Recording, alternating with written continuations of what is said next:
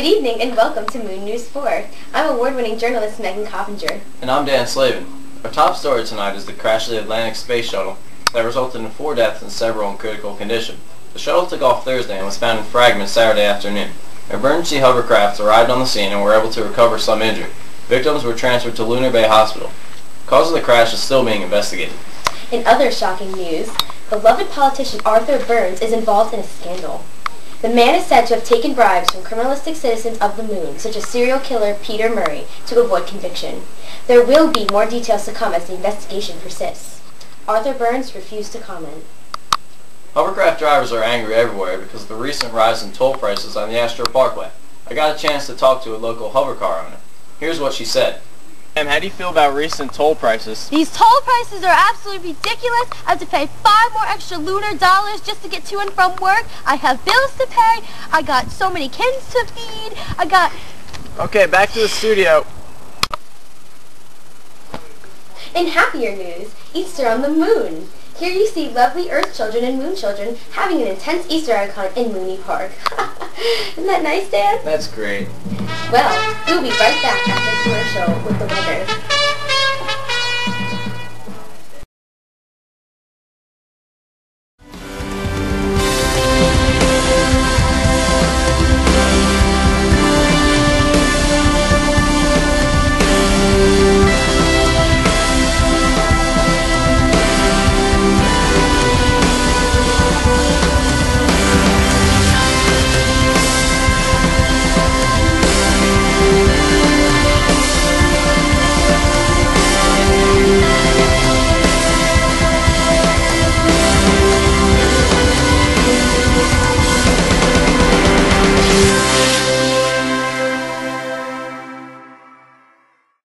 Hi, I'm Dylan Forey here with your weekend outlook. Today we have a high of negative 98 degrees Celsius. On Saturday we got a high of negative 95 degrees Celsius. And on Sunday we got a high of negative 112 degrees Celsius. So it's going to cool down here a little bit at the end of the weekend. But you should definitely take advantage of this scorcher. Get outside before the next 13 days of dark. Head down to Lunar Bay, have some fun, go for a bike ride. Up next we have sports with Tyler Capp. Thanks, Dylan. Not much action today in the world of lunar sports. Over on the dark side of the moon, golfers in the Pink Floyd golf tournament rushed to get their rounds done due to the suspected lack of light starting this Monday.